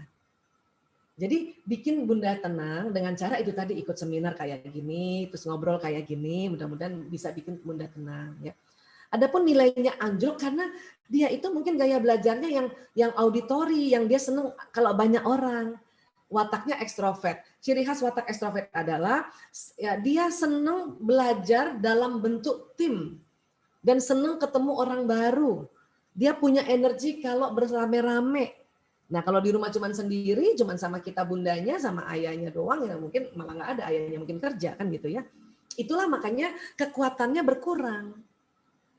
PJJ ini buat anak yang wataknya ekstrovert, yang seneng belajar sama-sama orang lain, itu cepat banget bosen. Dan nilainya ya kebanyakan turun. Apalagi kalau bundanya gelisah. Ya. Nah, sekarang cobalah mari tenangkan diri, lihat ini gaya belajar, dan ingat, dalam kondisi pandemi, standarisasi itu tidak boleh terlalu tinggi. Ini standarisasi dunia. Pak Nadiem Makarim juga, Mas Menteri ini juga sudah bilang sama sekolah-sekolah, ya standar kurikulumnya harus fleksibel. Gitu. Ya. Saya juga punya anak 5, 4 laki-laki dengan berbagai macam watak gaya belajar. Saya bilang sama anak-anak, ibu nggak minta tinggi-tinggi nilaimu nak. Yang penting tugas selesai, sudah selesai. Kemudian kalau nilai persis KKM aja udah syukur nak. Ini pandemi soalnya. Maksudnya Bu, kalau KKM matematika kamu berapa? 75 Bu. Kamu 75 aja udah dapat 75, udah bagus banget. Tapi anak-anak dibikin target yang tidak terlalu berat ini malah bagus nilainya. Malah 90, 95. Alhamdulillah. Ya. Bisa paham sampai sini ya Bun ya, supaya kita tidak tegang. Karena ingat kalau ibunya tegang, anaknya 3 kali tegang. Ya. Kemudian satu lagi tadi ya, oke. Saya laki-laki 8 tahun susah tidur, aktif kinestetik. Ya ini anak laki-laki yang kinestetik, yang otak kanan, umur 8 tahun, ini masih pecicilan nih ya. Nah, tapi perhatikan juga. Ya, kalau anak laki-laki yang seperti ini susah tidur malam, kalau gitu ya, pas malam kurangi makanan karbohidratnya. Kurangi makanan manis-manis. Karena dia mencetus nanti anak ini jadi terlalu berenergi. Ya, misalnya Bunda kalau malam nggak usah kasih makan coklat, nggak kasih teh manis, nasi juga jangan banyak-banyak gitu. Ya kan? Lebih banyak aja sayur atau protein itu pada malam hari supaya ya anak kita ini tidak terlalu banyak energinya, sumber energinya. Oke? Jadi sekali lagi Bunda coba deh atur ininya diet makanannya ya, dan tetap bersabar, doakan anak-anak Anda kita jadi nanti semakin umur semakin dia sudah bisa tahu mana waktu tidur, mana waktu bergerak ya. Jadi menurut saya perhatikan makanannya, kurangi sedikit karbohidratnya. Makan es krim malam-malam itu mungkin tunda aja, dihindari ya. Kalau mau makan es krim pagi, makan coklat pagi, makan yang manis-manis pagi, kayak gitu. Ya, kurang lebih kayak gitu, Bu Putih. Iya, Dok. Terima kasih. Nah, ini kita masih ada waktu sedikit, Masih ada ayo. 4 pertanyaan terakhir. Boleh. Setelah ini mungkin kita bisa selesaikan. Baik, dari Ibu Didi. Assalamualaikum Bu Aisyah, terima kasih banyak ilmunya. Mohon tips bagaimana sikap bijaksana untuk menghadapi pertengkaran di antara kakak adik. Keduanya perempuan yang memasuki usia remaja. Kemudian pertanyaan kedua, Bu Aisyah, keponakan saya laki-laki berumur 7 tahun dan disleksia. Sampai sekarang agak terhambat belajar membacanya. Sebenarnya apa penyebab disleksia dan bagaimana cara mengajarnya supaya efektif? Terima kasih sebelumnya, Bu. Pertanyaan ketiga, Bu Aisyah, bagaimana menghadapi anak perempuan pra-remaja yang belum dapat hate? Dulu masih lucu, sekarang udah suka cemberut. Jadi ngeri kalau nanti sudah dapat hate. Gimana menghadapi emosinya nanti ketika PMS? Dan terakhir, Dok, izin bertanya, Dokter, bagaimana pendekatan untuk anak-anak usia 10 sampai 12 tahun? Kalau nggak salah pada usia ini mulai untuk rebel. Ada tips yang paling jitukah, Dok? Terima kasih, Dokter. Baik, terima kasih Bu Putih, terima kasih para bunda yang bertanya ya, Masya Allah, pertanyaannya keren-keren. Ya, pertengkaran atau persaingan saudara kandung itu sering disebutnya sibling rivalry. Ya, sibling itu artinya saudara kandung, rivalry ya rival, ya persaingan. Dan itu masih wajar. Ya, nah, pada saat anak bertengkar atau bersaing itu adalah satu momentum untuk anak-anak juga ya belajar untuk satu mempertahankan haknya, kedua mencari problem solving dari konflik ini. Itu sebetulnya. Jadi masukkan dulu di otak kita para orang tua terutama Bunda bahwa sibling rivalry itu wajar. Sibling rivalry itu ya masih dalam batas normal. Sibling rivalry itu malah momentum untuk belajar. Ya, wajar dan belajar. Ya. Nah, yang jadi masalah kalau justru kitanya orang tua yang panik. Satu, kedua kita membanding-bandingkan, itu yang harus dihindari. Tipsnya bagaimana? Kalau kita lihat ananda kita sedang bertengkar, apalagi anak perempuan kan, suara udah ini punya aku, nah gitu ya, ibu, gitu ya. Nah, tenangin diri dulu. Astagfirullahaladzim. Nah, boleh datangi ke tempat tadi ananda bertengkar, terus cari ada kursi nggak di sekitar situ. Buat apa Bu? Buat ibunya duduk. Bukan di mana-mana. Ya, ambil kursi ibu duduk. Duduk tenang. Terus tanya satu-satu, ada apa sih? Coba siapa mau ngomong duluan? Kasih kesempatan kakak ngomong, adik ngomong. Sudah. Kalau adik ngomong, kakak intervensi, kak, adik dulu ngomong. Kakak lagi ngomong, adik intervensi, dek, kakak dulu ngomong. Udah, itu tugas kita justru. Ya, yang bijaksana gitu. Dengerin aja, dengerin. Pas dengerin, kita jangan kasih konklusi dulu atau jangan kasih nasihat dulu, tanya. Kakak, tadi kakak dengarkan adik ngomong kayak gini, adik bilang kayak gini. Menurut kakak jadinya bagusnya gimana nih? Supaya solusinya solusi win-win solution. Tanya sama dia. Itu mengajarkan dia untuk ya memunculkan alternatif problem solving, alternatif. Ya. Nanti adik juga gitu, dek. Tadi kan kakak udah ngomong kayak gini. Menurut adik yang bagusnya gimana? Nanti baru orang tua menyimpulkan kalau gitu, ya dua-duanya aja, kak. Menurut kakak harus begini, menurut adik harus begini. Udah dua-duanya aja ya. Setuju nggak? Nah, itulah itu namanya diajarkan musyawarah. Itulah makanya tadi sebelum ibu mau ajak dia musyawarah, ikuti Ali Imran 159. Ibu tenang, istighfar, mohon ya Allah, mohon rahmatmu ya Allah. Terus maafkan, ya Allah saya maafkan kakak adik ini ya Allah. Sebut namanya satu-satu, ya Allah saya maafkan kakaknya ini, si Fulana binti Fulan, adiknya Fulana binti Fulan ya Allah. Terus ampuni mereka, ya Allah ampuni anak-anakku ini ya Allah. Sebut lagi namanya. Baru ibu datang tadi untuk musyawarah, cari kursi, duduk. Jangan berdiri. Kalau berdiri ibu tambah marah, duduk. Kata Nabi kalau lagi marah, berdiri itu tambah marah, jadi suruh duduk. Suruh duduk, duduk. Oke, jadi itu langkah-langkahnya ya Bun. Sekali lagi ingat bahwa kita dalam menghadapi anak yang sedang persaingan antar saudara atau sibling rivalry ini sebetulnya momentum mereka sedang latihan untuk ya mempertahankan hak mereka dan juga ya mengutarakan apa maunya dan juga mencari solusi. Itu ya.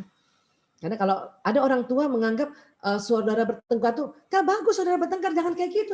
Itu malah nanti anak nggak terbiasa untuk mengatasi problem nanti di luar rumah. Ini kan lagi latihan. Ada anak kecil sibling rivalry, dia cuma mau nyoba kalau dicubit apa sih rasanya? Makanya adiknya dicubit. Dia cuma mau nyoba aja, pengen tahu responnya. Itu juga sibling rivalry. Karena dia nggak mungkin cubit orang lain di jalanan asal cubit, nggak mungkin kan. Makanya dia mencoba dengan adiknya. Kalau dicubit adik apa ya responnya? Itu saudara kandung begitu memang. Ya, dan itu akan jadi kenangan yang indah. Asal ibunya tidak panik dan ibunya tidak banding-bandingkan. Ya, kakak ngalah dong. Itu yang nggak disuka oleh anak-anak. Apalagi seorang kakak disuruh ngalah melulu. Ya, oke ya, kira-kira seperti itu ya.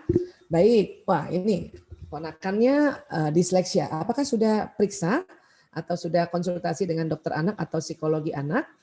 Kalau memang dia disleksia, ya itu sebenarnya multifaktorial ya. Satu memang kan anak laki-laki banyak disleksia. Kedua, ya pada saat dia baru mau bisa membaca ini umur 6 tahun, kita orang tua sudah panik duluan, ya. Dan ketiga, sebelum dia 6 tahun mungkin kita sudah paksa duluan untuk belajar membaca dengan cara ya yang terlalu tradisional, hanya baca tulisan, tidak dibantu dengan benda, tidak dibantu dengan peralatan permainan. Ini agak menekan anak laki-laki, makanya bisa jadi disleksia. Nah, tapi kalau sudah terlanjur di diagnosis disleksia, maka harus diterapi.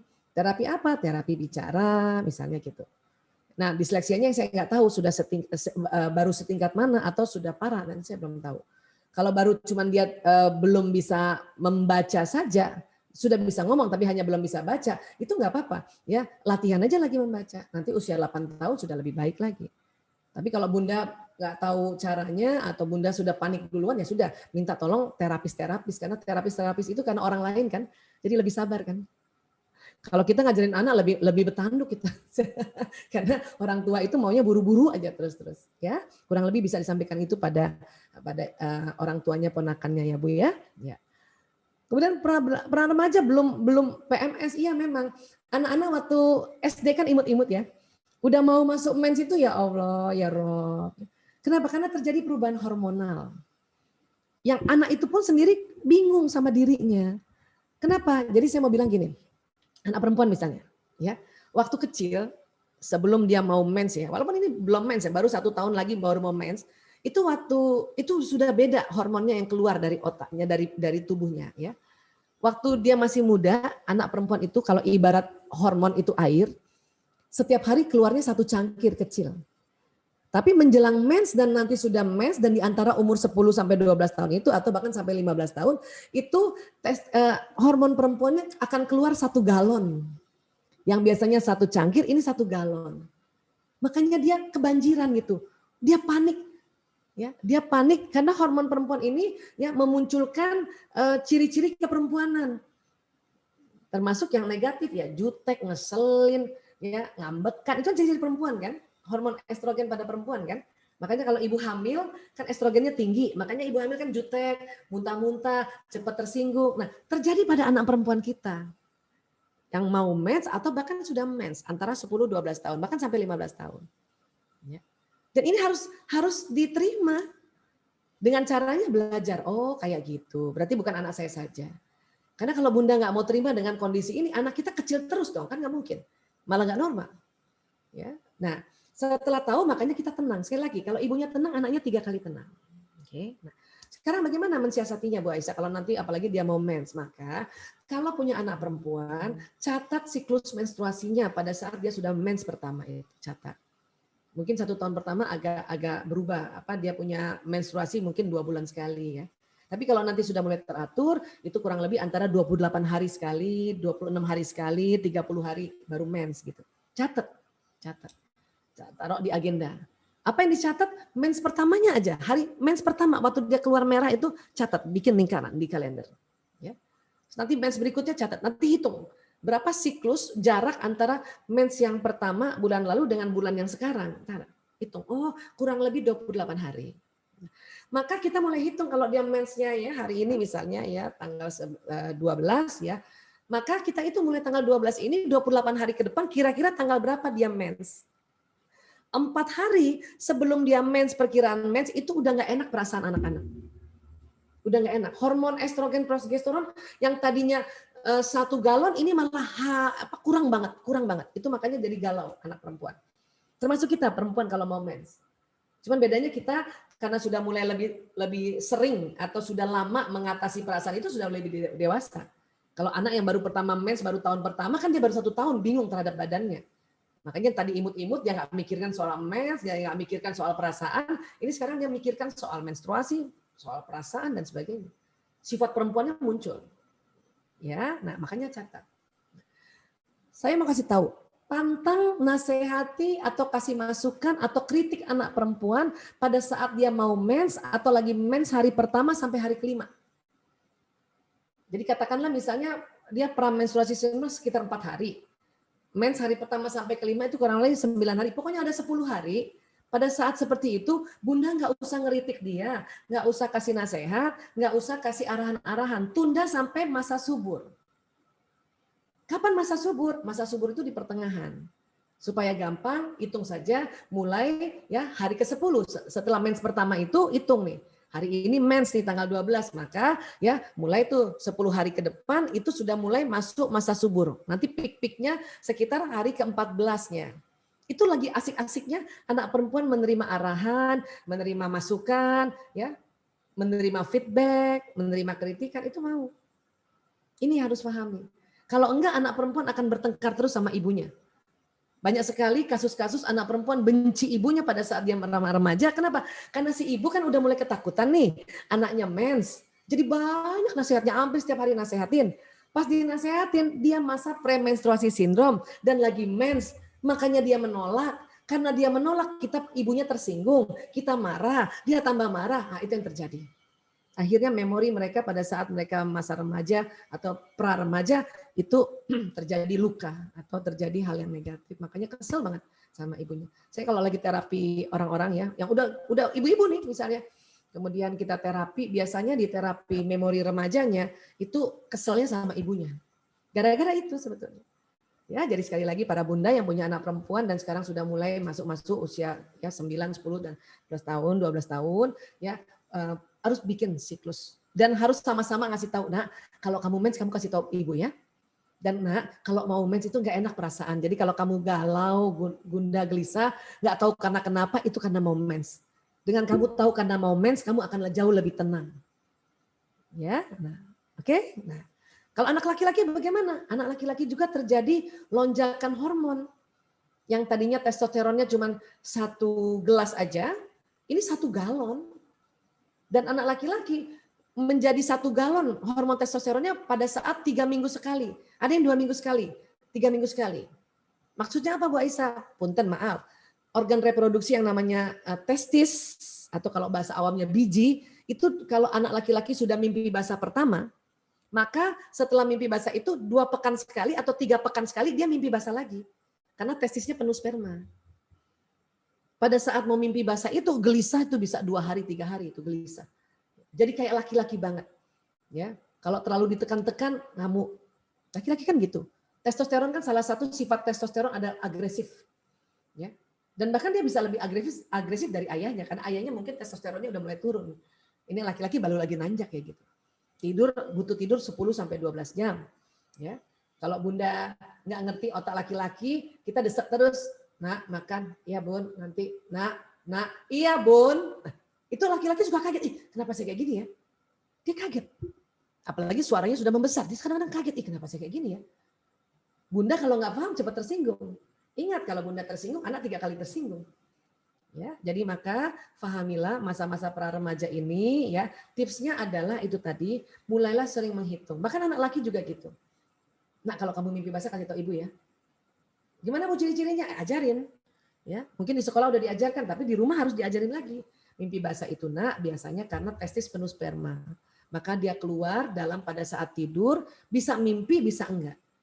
Mimpi apa sih Bun? Mimpi erotik namanya, mimpi erotik. Bilang aja sama anak-anak, mimpi kamu ada perempuan di samping kamu peluk dia. Atau kamu cium dia. Ya, itu mimpinya kayak gitu, kasih tahu gitu. Karena nanti makin besar makin paham dia. Karena kadang-kadang mimpinya mimpi bersenggama itu. Ya, nah kemudian bedanya dengan ngompol, nah kalau ngompol itu basah sampai sarung sampai tempat tidur sampai guling segala. Tapi mimpi basah cuma celana dalam saja, dia agak lengket dan baunya khas. Ajarin anak laki-laki. Gunanya apa? Apalagi keluarga muslim. Supaya besok subuhnya kalau dia bangun, dia mandi wajib. Untuk bisa sah sholat. Gitu. Nah, kadang sebelum sperma itu keluar yang disebut air mani pada malam hari pada saat dia tidur. Kadang-kadang ada mimpi, kadang-kadang enggak ya. Tapi yang penting pas dia keluar harus mandi junub kalau mau sholat. Biasanya pagi-paginya itu ada keluar dulu sedikit duluan air sperma tadi, tapi istilahnya air mazi. Air mazi pagi-pagi pada saat aktivitas. Udah agak penuh dia keluar sedikit pada saat aktivitas. Nah, kalau air mazi keluar pada laki-laki dia bening-bening itu kayak sperma, ya. Cuman bedanya tidak menyemprot. Kalau air mani menyemprot, ya. Kalau air mani kalau keluar orgasmus, makanya mimpinya tuh kayaknya bahagia banget. Tapi kalau air mazi, dia keluar begitu saja, tidak menyemprot dan tidak ada orgasmus dan tidak lemes.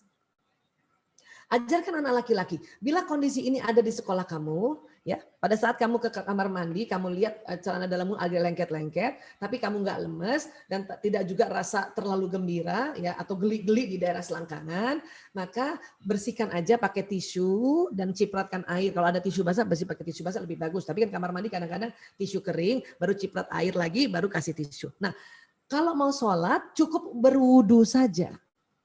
Kalau air mazi. Tapi kalau air mani, dan biasanya air mani keluar pada saat dia mimpi basah atau tidur itu, nah itu harus mandi.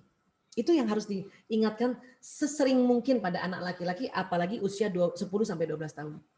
Supaya nanti dia terbiasa. Nanti setelah dia sudah SMA, sudah terbiasa, kita cuma ingetin aja. Ya, nah sudah mandi wajib nak, kayaknya kamu mimpi basah deh tadi. Bunda lagi bebenah baju-baju kotor, ada kayaknya bau khas. Oh iya bun, aku lupa. Nah itu memang tugas kita. Ingetin lagi supaya nanti pas dia kuliah, dia mulai tidak tinggal sama kita, mulai kos di luar, dia sudah terbiasa. Oh ya, saya harus mandi wajib. Gitu. Oke, nah kurang lebih seperti itu. Yang perempuan dicatat siklus mensnya, laki-laki juga dicatat, tapi kasih arahan saja supaya lebih dia mandiri. Ya, kurang lebih kayak gitu Bu Putih. Mudah-mudahan bisa menjawab pertanyaan para bunda ya. Baik, terima kasih dokter. Sama-sama. Ya, waktu kita sudah habis. Sebetulnya masih ada pertanyaan lagi, Oh tapi gitu ya. Coba saya lihat mohon maaf waktu di chatting sudah ya. Oh, iya. habis. Jadi mungkin nanti kita bisa bertemu lagi di pertemuan selanjutnya dengan Dokter Aisyah Dahlan. Kalau saya simpulkan sedikit nih dok, Ya, jadi mangga. memang ada perbedaan ya dari anatomi otak, perbedaan fisik antara anak laki-laki dan perempuan. Sehingga treatmentnya pun berbeda Betul. yang harus kita berikan kepada anak laki-laki maupun ke anak perempuan. Insya Allah paparan dari Dokter Aisyah sore hari ini sangat bermanfaat sekali buat saya pribadi yang punya 2 anak remaja laki-laki dan 1 anak perempuan. Hari ini saya belajar banyak sekali Ya Dok, jadi Allah, memang alhamdulillah. kuncinya jadi orang tua itu harus tenang, Tenang nggak aja. boleh tegang, Iya. harus bijaksana ya Ya, Dok ya, banyak dan istighfar, banyak tarik kalau nafas, udah istighfar. kepancing emosi, banyak doa ya Dok ya. Ya, makanya langsung duduk. Itu Nabi ajarin. Ya, kalau kita lagi berdiri mulai tegang duduk, Betul duduk. betul. Pas duduk nyender ya, duduk nyender, tarik nafas, istighfar. Nah, insya Allah itu tenang kembali insya Allah. kalau masih emosi berbaring katanya ya, Dok, Ya ya? betul, berbaring. Itu Nabi yang ajarkan. Dan itu udah diteliti loh oleh ahli-ahli terapis. Pada saat berbaring itu kita jadi lebih nyaman nanti insya Allah. Oke, amin, insya Allah. Baik dokter, terima kasih banyak untuk ilmunya. Semoga semakin banyak keberkahan yang Allah berikan kepada dokter, Amin insya semakin Allah. bermanfaat ilmunya untuk orang banyak. Insya Terima Allah. kasih. Sama-sama, sukses terus Wassalamualaikum ya, Green warahmatullahi Montessori ya, wabarakatuh. sukses insya Allah ya Bu. Terima kasih dokter, amin, amin. Dokter juga sukses terus insya Amin, amin Allah. insya Allah. Terima Terima kasih kasih banyak. banyak. Ya. Ya, terima kasih Ayah Bunda semuanya. Assalamualaikum warahmatullahi Waalaikumsalam wabarakatuh. warahmatullahi Iya, wabarakatuh. terima Semangat, kasih. semangat, semangat. Ya, terima Terima kasih ya kasih, Bu. Dok. Salam hormat Baik. buat semua guru, semua ayah bunda ya. Ya. Aku pamit kalau gitu ya. Iya. Ya, sebentar lagi Baik, sampai. terima kasih dokter. Sampai bertemu lagi.